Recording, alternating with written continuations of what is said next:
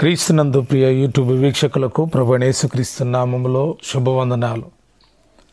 ఈ ఉదయకాలాన దేవుడు మనకు అనుగ్రహించినటువంటి శ్రేష్టమైనటువంటి ఓ చక్కటి వాగ్దానం గురించి మనం ధ్యానం చేద్దాం.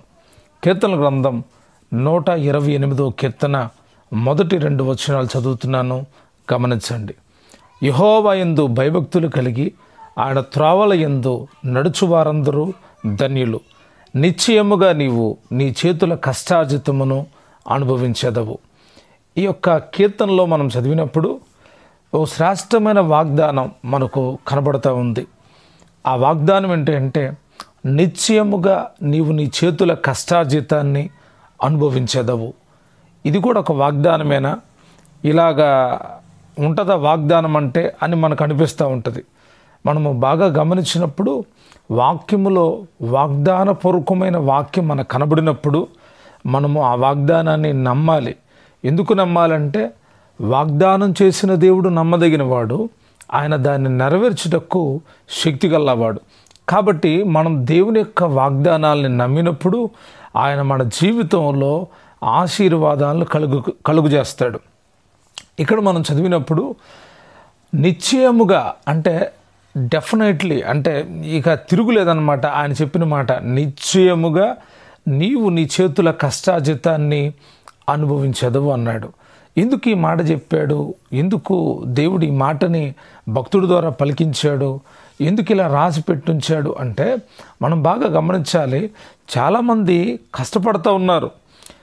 రోజు 6 గంటలు పనిచేసే వాళ్ళు ఉన్నారు, 8 గంటలు పనిచేసేటువంటి వాళ్ళు ఉన్నారు, 12 గంటలు పనిచేసేటువంటి వాళ్ళు ఉన్నారు, 24 గంటలు పనిచేసేటువంటి వాళ్ళు ఉన్నారు. ఒక 24 గంటలు పనిచేసి మళ్ళీ ఒక డే ఆగి మరలా 24 గంటలు పనిచేసే వాళ్ళు కూడా ఉన్నారు. ఏది ఏమైనా వారు కష్టపడతా ఉన్నారు. దేని కొరకు? సంపాదించింది కూడబెట్టుకోవడానికి, సంపాదించిన దాన్ని అనుభవించడానికి. కొందరు కుటుంబాల్లో భార్యాభర్తలు ఇరువురు కూడా కష్టపడతారు. వారు ఉదయకాలాన్ని వెళ్ళి జాబులు చేస్తా, భర్త జాబు భర్త, భార్య జాబు భార్య చేస్తా, ఇలా ఇద్దరు సంపాదిస్తూ ఉంటారు. అయితే వీరి సంపాదన అంతా ఏమవుతుంది? కొందరు కుటుంబాలు చక్కగా ఫైనాన్షియల్ విషయాల్లో చాలా జాగ్రత్తగా కలిగి దేవుడు తమకిచ్చినటువంటి ఆ ధనాన్ని, అనగా వారు కష్టార్జితము, వారు కష్టపడి సంపాదించుకున్న ఆ ధనమంతటిని చాలా జాగ్రత్తగా ఖర్చు పెడుతూ ఆ ధనాన్ని పొదుపు చేస్తూ తాము తమ పిల్లల కొరకు కొంత ఆస్తిని సమకూర్చి పెడతారు. అయితే కొందరు జీవితాలను గమనించినప్పుడు ఇద్దరు పనిచేస్తూ ఉంటారు, కానీ ఎప్పుడు చూసినా కానీ వారి యొక్క చేతిలో డబ్బులు కనిపించవు. ఎంతో కష్టిస్తూ ఉన్నప్పటికీ ఆ కష్టార్జితము ఇంట్లో ఉండట్లేదు. ఎందుకో చాలా కారణాలు ఉంటున్నాయి. కొందరు తమ విలాసాల కోసమై ధనాన్ని, కష్టార్జితాన్ని ఖర్చు చేసుకుంటూ చివరకు ఇతరులని అప్పులు అడుగుతూ అప్పులతోనే జీవితాలు ముగించేటువంటి వాళ్ళు ఉంటారు. అనవసరమైనటువంటి విషయాలకు ధనాన్ని ఖర్చు చేసి బికారులుగా మిగిలిపోతున్నటువంటి వాళ్ళు కూడా ఉన్నారు. కష్టార్జితము చాలా విలువైంది. మనము కష్టపడితేనే డబ్బులు వస్తాయి. ప్రతి వానికి వాని పనిలో కష్టార్జితం ఉంటుంది. ఒక ఆయన అన్నాడు, అతడి పని ఏముందండి, ఆఫీసులోకి వెళ్ళి కూర్చొని అలా సంతకాలు పెట్టి వచ్చేస్తాడు అని. ఆ వ్యక్తికి చూసినప్పుడు నా కష్టంతో పోలిస్తే అతని పెద్ద కష్టమేం కాదన్నాడు. కష్టాన్ని ఎప్పుడూ కూడా ఒకరితో మనం కంపేర్ చేసి ఎప్పుడు చూసుకోకూడదు. ఎందుకనంటే ఎవరి కష్టం వాళ్ళది. వారు ఆ స్థాయికి రావడానికి ఎంతో కష్టపడి చదువుకున్నారు. రాత్రింబగళ్ళు కష్టపడి ఎన్నో ఎగ్జామ్స్ రాసి మరలా ఆ జాబు కోసం ఎన్నిసార్లు ప్రయత్నిస్తే కానీ ఆ జాబు వాళ్ళకు దొరికింది. ఆ జాబ్ చేస్తున్న తర్వాత కూడా ఎంతో నమ్మకంగా, ఎంతో విధేయతతో కూడి తమకిచ్చిన పని నమ్మకంగా చేయడం మూలన ప్రమోషన్ దొరికి ఆ పై స్థాయికి వెళ్ళారు. కాబట్టి మనం గమనించాలి, కొందరితో మనం పోల్చుకొని వాళ్ళు మాకలాంటి వాళ్ళు కాదండి అని అనుకోకూడదు. ఎవరి కష్టం వారిది. వారు చదువుకున్నారు కాబట్టి అక్కడ కూర్చొని వారు సిగ్నేచర్ చేయాలి. వారి సంతకానికి అంత విలువ. వారు ఎంత సిగ్నేచర్ చేసేవాళ్ళైనా నీ ఇల్లు కట్టడానికి ఒక కూలివాడు అవసరం అవుతాడు అనుకోండి, ఆ సంతకం చేసే వ్యక్తికి కూలివాడు కావాలి. కూలివాడు కష్టించకుండా ఆ యొక్క యజమానుడు ధనం ఇవ్వడు కదా. ప్రతి వానికి వాని పని చొప్పున కష్టార్జితం దొరుకుతుంది. మనం ఎంత కష్టపడతామో అంతటిని సంపాదించుకుంటాం. ఎంత సంపాదించుకున్నామో మనము ఎంత అనుభవిస్తున్నామో కూడా ఆలోచించాలి. ఎంత సంపాదిస్తున్నామో అంత అనుభవించగలుగుతున్నామా? చాలామంది జీవితాల్లో ఇది జరగట్లేదు. ఎందుకో కానీ వారి కష్టార్జితం అంతా అప్పులు కట్టడానికే, వారి కష్టార్జితం అంతా వేరొకళ్ళు పోషించడానికే, వారి కష్టార్జితం అంతా కొంతమంది ఒక ఆయన అంటాడు, నాకు నెలకి 60,000 వస్తాయండి అన్నాడు. వారి పిల్లలు చూస్తే బట్టలు లేవు, వాళ్ళ ఇంటి పరిస్థితి సరిగ్గా లేదు. ఏంటి బ్రదర్ మీరు 60,000 సంపాదిస్తున్నారు, మీ కుటుంబం చూస్తే ఎప్పుడు చూసినా ఇలాగే ఉంటుంది, ఏమీ మారట్లేదంటే ఆయన ఏమీ మాట్లాడలేదు. అప్పుడు ఆయన యొక్క భార్య అంది కదా, పాస్టర్ గారు మీకేం తెలుసండి, ఆయన 60,000 సంపాదిస్తాడు, ఇంట్లోది ఇచ్చేది 5,000 మాత్రమే అని అంది. అదేంటమ్మా అంటే, ఆయన చేసిన అప్పులకి 15,000 వెళ్తాయి, మిగతాయి ప్రతిరోజు ఆయన మందు తాగాలి. మందు తాగితేనే కానీ ఆయన మనిషిగాడు, కాబట్టి ప్రతిరోజు తాగాలి. తాక్కుండా ఉండొచ్చు కదా, ప్రయత్నం చేస్తున్నానండి కుదరట్లేదు. ఆ ఆడపిల్లలు ఉన్నారు కదా, మీరు తాక్కుండా ఉంటే బాగుంటుంది కదా అంటే, వాళ్ళ పని అయిపోయిద్దిలేండి దేవుడే చూసుకుంటాడు అంటున్నాడు. అంటే మన కష్టార్జితాన్ని ఒకవేళ దేవుడు కనుక తీసుకుంటే తిరిగి ఆయన ఇచ్చేస్తాడు.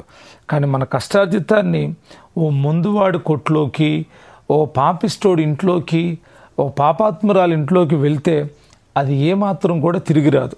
దయతో గమనించండి, ఈరోజు చాలామంది దుఃఖిస్తూ ఉన్నారు. వారి కష్టార్జితం ఇంటికి రాకపోవడం మూలాన ఇంట్లో భార్యలుగా ఉన్న తల్లులు ఎంతోమంది దుఃఖిస్తూ ఉన్నారు. అయ్యో భర్త కష్టపడుతున్నాడే, ఈ యొక్క డబ్బంతా పాడు చేస్తున్నాడని బాధపడుతూ ఉన్నారు, కష్టపడుతున్నారు. కానీ ఆ కష్టార్జితాన్ని భార్య అనుభవించట్లేదు, పిల్లలు అనుభవించట్లేదు. నేను సంపాదించుకున్నది కాబట్టి నేనే అనుభవిస్తానని చెప్పి తాగడం, తిరగడం, స్నేహితులతో ఎంజాయ్ చేయడం మూలాన ఆ యొక్క కష్టార్జితం అంతా పాడైపోతుంది. ప్రియ దేవుని బిడ్డలారా, మనం గమనించాలి. ప్రభు మనతో చెప్తున్న మాట ఏంటంటే, నిశ్చయముగా నీవు నీ చేతుల కష్టార్జితాన్ని అనుభవిస్తావు అంటున్నాడు. నిశ్చయంగా అనుభవిస్తావు. నీవు అనుభవిస్తావు అంటే అర్థం ఏంటంటే, అది నీ భార్యకి, అది నీ పిల్లలకు, అది ఆశీర్వాదకరంగా ఉన్నప్పుడు మాత్రమే నీ కష్టార్జితానికి విలువ ఉంటుంది. నీవు కష్టపడి సంపాదించింది ఏదైనా పాడవాలని దేవుడు ఎప్పుడు కోరుకోడు. నీ కష్ట సంపాదన అంతా కూడా హెచ్చించబడాలి, దీవించబడాలి. అది నీ పిల్లలకు, నీ కుటుంబానికి ఆశీర్వాదకరంగా ఉండాలని దేవుడు కోరుకుంటా ఉన్నాడు. అయితే ఎలాగ ఆయన మన కష్టార్జితాన్ని అనుభవించేటట్టు చేస్తాడు? ఆయన మన కష్టార్జితాన్ని ఎలాగా ఆశీర్వదిస్తాడు అంటే, ఒక 3 విషయాలు మనం తప్పకుండా తప్పకుండా పాటించాలి. ఒకటి, దేవుని యందు భయం కలిగి ఉండాలి.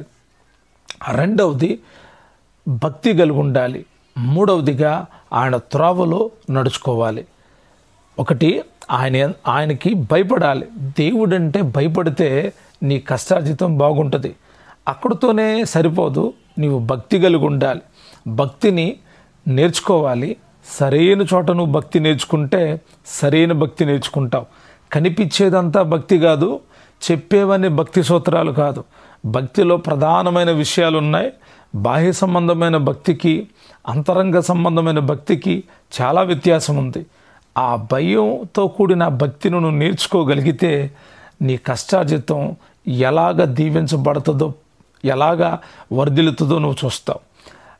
మూడవదిగా అక్కడ చూసినప్పుడు ఆయన త్రోవల్లో నడిచేవాళ్ళు ఆ కష్టార్జితాన్ని అనుభవిస్తారు. ఆయన త్రోవలు చాలా సరళంగా ఉంటాయి. దేవుని యొక్క త్రోవలో వెళ్తే కష్టమే అనిపించవచ్చు, కానీ కష్టార్జితాన్ని అనుభవిస్తావు. లోకపు త్రోవలోకి వెళ్తే తాగుబోతులు, తిరుగుబోతులు, పనికి మాల వాళ్ళతో నీ సంపాదన ఖర్చు అయిపోతుంది. రోగాలకి, అప్పులకి, వాటికి నీ సంపాదన ఖర్చు అయిపోతుంది. కానీ నీవు దేవుని త్రోవలో నడవగలిగితే నీవు నిశ్చయంగా నీ చేతుల కష్టార్జితాన్ని అనుభవిస్తావు. నీ పిల్లలు, నీ కుటుంబం కూడా కష్టార్జితాన్ని అనుభవిస్తారు. ప్రియదేవుని బిడ్డలారా, ఈ ఉదయకాలాన ప్రభు బట్టి నేను తెలియజేస్తూ ఉన్నాను.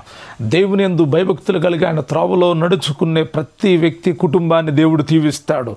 ఆ దీవెనలో, ఆ ఆశీర్వాదంలో ప్రధానమైనది ఏంటి అంటే మీరు సంపాదిస్తున్న కష్టార్జితాన్ని మీరు అనుభవిస్తారు, అనగా మీ కుటుంబం అనుభవిస్తుంది, మీ బిడలు కూడా అనుభవిస్తారు. కాబట్టి దేవుని యందు భయభక్తులు కలిగి ఆయన త్రోవల యందు నడుచుకుందురుగాక. దేవుడికి ఇష్టమైన భక్తి నేర్చుకొని కష్టార్జితాన్ని అనుభవించే కుటుంబముగా మీ కుటుంబం ఉండునుగాక. దేవుని కృప మీకు సమృద్ధిగా తోడయుండి నడిపించునుగాక. ఆమేన్.